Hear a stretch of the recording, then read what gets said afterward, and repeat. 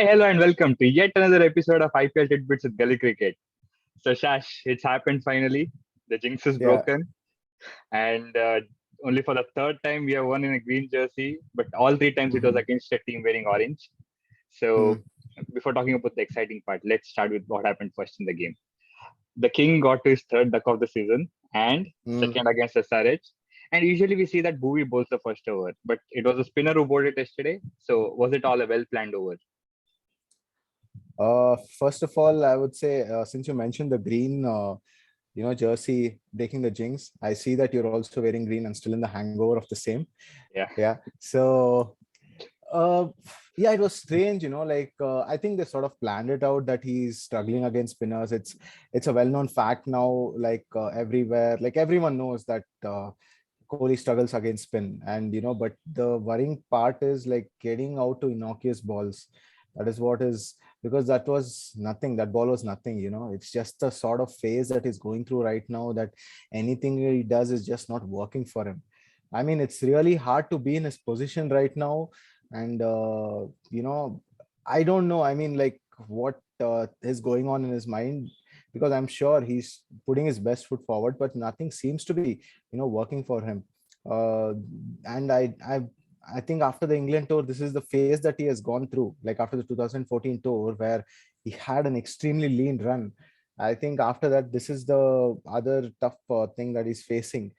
uh, you could sort of say it was a blessing in disguise, sort of, that he got out first ball, because you've seen that he's not been scoring at the strike rates that he's actually required to as well. So yeah, I mean, on the hindsight, you would feel bad that he's not getting among the runs. But then overall, if you see, like, it was great that RCB managed to get such a resounding win. All right. So no, that's not the only player you've been critical of. There's another guy he bought for 11 crores, but he's now on the Correct. second on the purple cap list. And he's dismissed 20 different players, and 81% of his 21 wickets are of batters. And Mm. he's come on the top from nowhere after yesterday's game. And Shaj, I'm sure you're happy, even though he's proved you wrong. Correct. Yeah. I mean, see, as long as the team wins, I'm more than happy. I can only make certain analysis. Obviously, the people who have trusted him know him better. We can only judge based on what we see. But yeah, even Faf mentioned, that yesterday the pitch was assisting him, and he felt that Hasaranga was bowling well, and that suited him ideally. And he was very happy getting his first fifer as well. But the reason why I was being critical was mainly because of his batting abilities, because they touted him as an all-rounder. But there, I think he's been a little disappointing. But I think he's sort of making up with his bowling. He's dropped a few catches as well, a straightforward one like yesterday, Yeah. which you also saw of the bowling of Siraj. But yeah, I mean, credit should be given to him where he deserves. Like that was a game-changing spell. Getting wickets of people, dangerous batsmen like Markram, Nicholas Puran. I think that sort of killed the game. In the middle overs, and then there was no looking back after that. Yeah, and special mention to obviously our gun finisher, Dinesh Karthik. I mean, I've always been a big fan of, or rather admirer of, his gameplay. It's really heartening for me to see him coming up with the goods, and the him what shall I say, entrusting the confidence that the team has sort of shown in him. Because trust me, it's not easy to come and hit from the first ball. And the other, Maxwell, right? I mean, he's someone who's an extremely good batsman in the T20 format, and he himself was struggling. So that just shows like the quality of the knock that DK played. That impetus that he gave in the last over sort of gave RCB the momentum, and I think it was RCB from that moment on. Exactly. Some player come and they struggle for one or two balls trying to figure out what the pitch is. And DK came in Yeah, the second last over and immediately got going. So correct. now, moving on to the last match between SRH, RCB was bundled out for just 68. And from there, we have come a long way and won against them by 67 runs. So, do you call it a perfect revenge? Definitely. I mean, I think karma has sort of played its part, you can sort of say. uh, yeah, like it was a very poor performance, if I have to say. The previous time, I remember watching the game with my friends, and we were like, okay. We also told the guy where we were watching that after the first innings, you can please shut it off because we know what the result is. Yeah. So, but yeah, saying that, I mean, obviously, it was a very important game yesterday. Both the teams were looking for those 2 points because it's that stage of the tournament now where everyone is, trying to grapple in and fit in the top four. So in that regards, I think this was a very, very crucial win. And to win it by that margin, and with with that bigger margin is what I would say, would definitely do the confidence a lot of good to the RCB team. As you know, there are a few chunks in the armor, like obviously Virat not getting runs and Siraj still not hitting his straps. Maybe those are certain things that they have to look upon. But saying that, I think Hazelwood has just come on, leaps and bounds as like a limited overs bowler, because he's someone who was known basically as a test match bowler. But then seeing the amount of success, or the lens that he's bowling in different situations, is what is impressive. I think he'll be a he was very instrumental, I would also say, in Australia winning the T20 World Cup last year as well. So I mean, good signs for RCB going forward. All right. So the two players you mentioned, Virat and Siraj, they have been among the least impact players this season. But we'll Correct. leave that talk for the next match because we already spoken a lot about RCB. So let's move on to the SRH side now. Now they need all to win all the games that they play to make it. And we have spoken a lot about Virat and Rohit, but even Kane Williamson is struggling with a strike rate less than 100. Don't you think he needs to fire now if his side needs to make it to the playoffs? I think again, I think the tactic is not right, is what I feel, because Williamson at the top of the order. I mean, again, Kohli and Williamson are sort of similar players, you can say. They are not your hitters, you can say, who like to nudge the ball, run hard between the wickets. They can bring their A game. I mean, like the hitting game as well, but it doesn't come naturally to them, is what I mean. So they had to modify their game. The power hitting capabilities is what I'm referring to. So I would say it is better. Someone like Rahul Tripathi, he's been absolutely sensational throughout the season. All right. And I love that guy's attitude because he's always playing for the team. Here is an underrated cricketer who doesn't get much notice as well, because I would feel that he's a future India probable for especially the T20 format, because he's an excellent fielder. Uh, he just goes out from the ball one. Uh, he just plays for the team, and I appreciate those type of people because they don't think about themselves or any reputation. Forget, yeah, he doesn't have a reputation, but even then, I think he just does his role perfectly, what the team asks him to do. So yeah, otherwise I would say SRH made a little. I think the injury to Natarajan is also hampering them a little bit because they had to field in another debutant yesterday. So yeah, I mean, there are problems of plenty, you can say, because they won 5 matches continuously and now they lost 4. So they must be looking quite confused. All right. So that was about the first match yesterday, but yesterday was a Super Sunday, so we had two matches, and the second one was between Chennai Super Kings and Delhi Capitals. And Shaj, what a start they got off to, CSK after the return of Conway.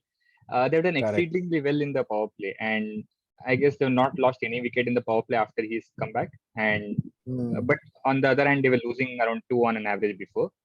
So, Shaz, what do you think? Was it a mistake to drop him after a couple of poor starts? Yeah, I think CSK have definitely realized that because this guy is a quality player, all right. Even when he made his international debut, he got a double century in Lords.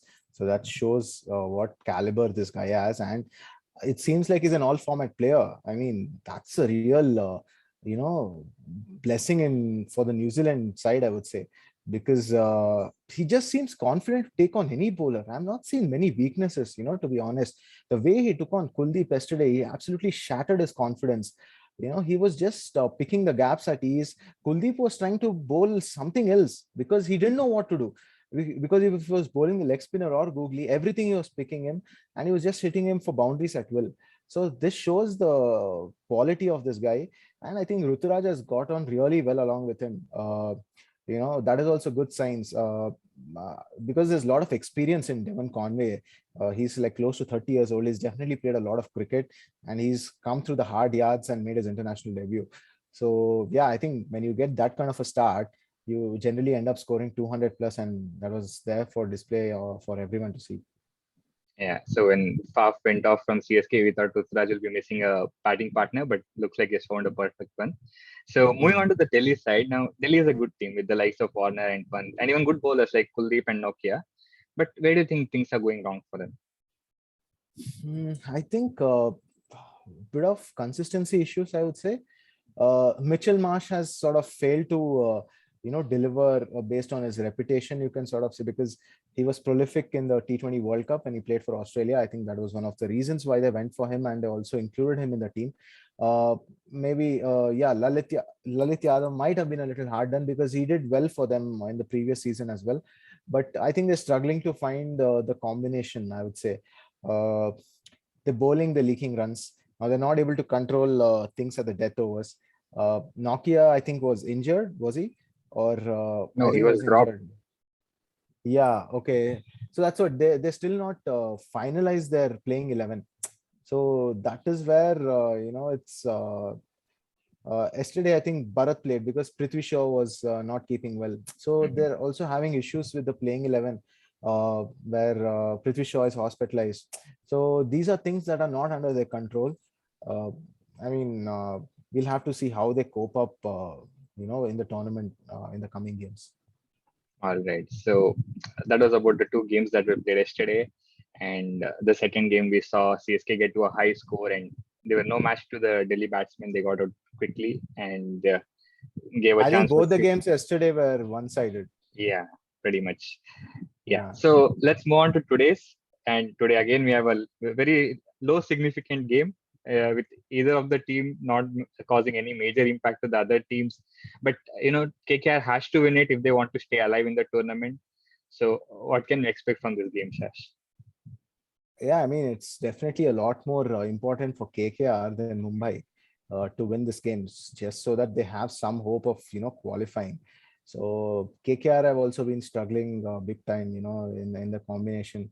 Nothing seems to have been working except, I mean, in the top of the order. They've tried like what, 4, 5 opening combinations till now. That just shows like what kind of a mess they've got themselves into.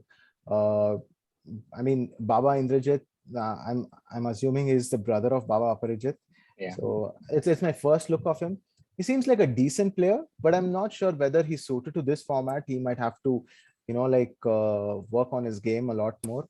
Finch, unfortunately, has not been amongst the runs, which KKR were desperately looking for.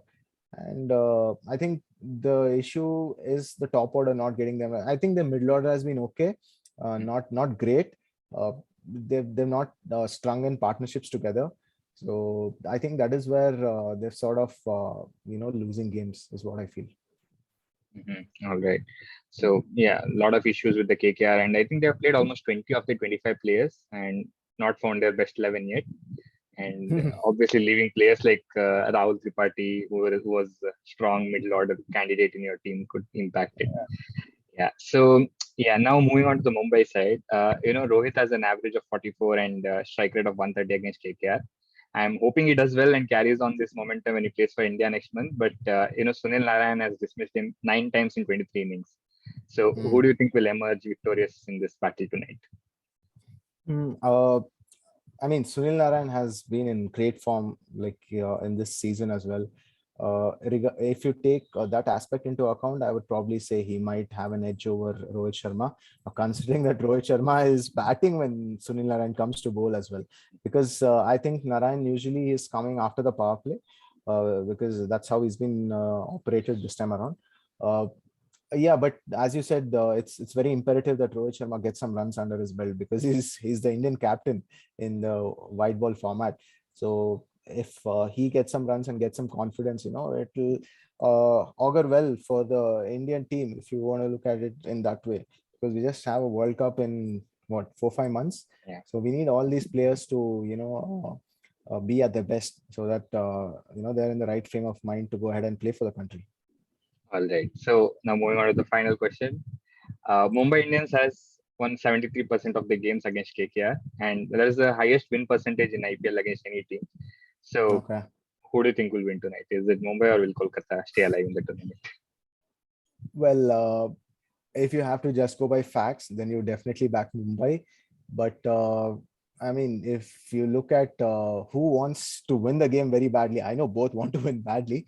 But then if you want to make the tournament interesting, then KKR would definitely have to pull up their socks and see how they, because Mumbai is coming off a few wins, you know. Mhm. So that they will definitely have some confidence going along with them, whereas KKR has struggled. So if you take that into account, maybe you might say that Mumbai has a slight edge tonight. All right.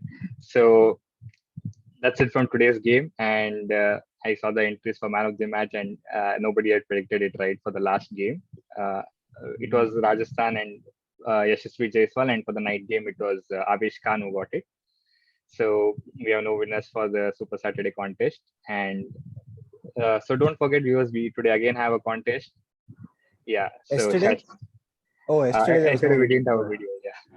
okay. So Shash, today we have a contest again. So can you please tell our viewers the rules? Yeah, I mean, you guys just need to predict the man of the match within the first ball of the second innings, and hope and pray that you end up winning the voucher. Yeah, with a lot of impact players, you can like go with someone who scores a lot in the first innings or who has the potential to score a lot in the second innings, or even take Yeah, wickets or actually. even correct. So that's it from today's video. Have a good day and enjoy cricket. Cheers.